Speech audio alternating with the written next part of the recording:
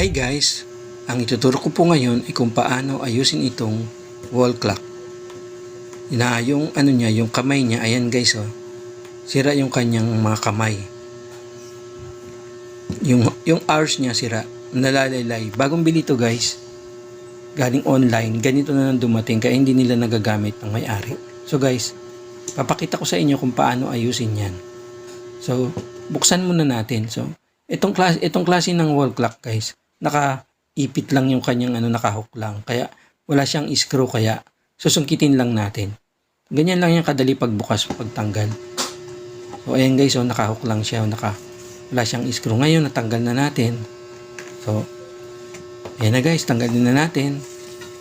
Ibukod lang natin tong salamin. So guys, ayan na guys, kung mapapansin nyo, ayan talaga oh, lumalaylay yung kanyang kamay. Sira yung kamay kaya ayaw siya umandar. So, ang pag-ayos niyan guys, hugutin lang natin yan ang seconds, so hugutin natin, nakakabit yan sa mechanism ng wall clock. Yan, sa gear, sa main mechanism, yung seconds. Kasi pag once na hindi yan umikot, hindi talaga andar hindi rin gagana yung seconds at saka yung minute at saka hours. So, dahil nagalaw na natin, pantayin muna natin dahil nagalaw natin yung hinugot natin. So, ganun din itong minutes. Yung pangalawang malaki, yun ang minutes niya. Nakadikit lang yan. Tatanggalin natin. Mahirap-hirap din tanggalin yan, guys, kasi marirealign yung kanyang kasi malambot lang yung kamay niyan eh. So, tatanggalin natin yan. So, guys, natanggal na. Dahil sa pagtanggal natin, na-realign siya. Ngayon, papantayin natin. So, itong papantayin natin siya. Ayan. Malambot lang naman yan. So, guys, itong hindi na natin pupersahin kasi laglag nga siya. Itong hours. So, ayan na guys. So, ngayon, ikakabit na natin siya.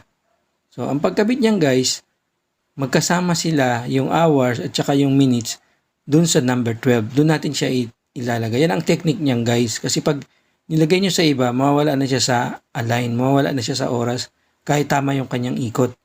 So ngayon, ito ang tamang pag-set up. Ikakabit muna magkasama yan, di ba? Ibig sabihin yan, alas 12. Yan, magkasama sila. Yan ang pagkabit niyan para hindi maligaw yung magkaligaw-ligaw. So ganun lang yan. Ididikit lang natin siya. Nakapix na yan siya, ididiin mo lang. So, ayan, nagalaw siya. O, yan, no. Ayan na guys, nasa 12 na. Na-set up na natin. Ang pinakahuli nating ikakabit. So, iangat-angat muna natin kasi baka magharangan.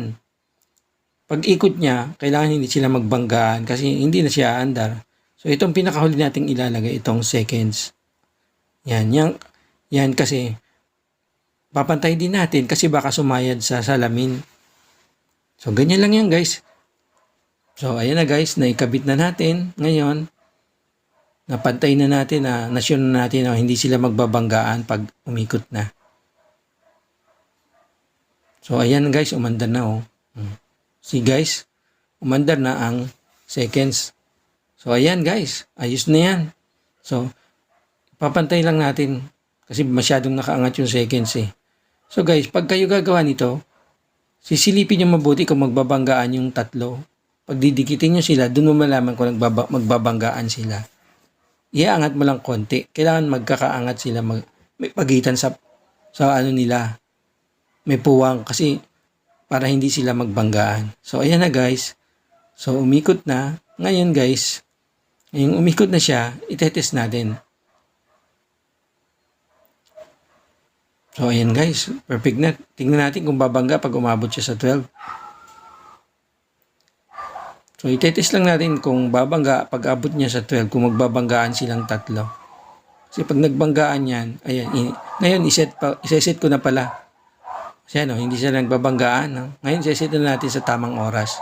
So, ang oras niya ay 1:08. Yan ang kanyang oras. Naset ko na. So, ginaya ko dun sa isang relo na okay. So, yan ang kanyang oras. Naset na natin. Ngayon, ibalik na natin yung sa salamin. So, itong klase ng wall clock na to, iniipit lang siya, wala siyang screw. So ayan guys, ididiin ko lang oh. maglalak na siya. Yan o. Oh, ayan guys, nakalak lang na maglalak na siya pag idiniin ko na. So, ayan na guys.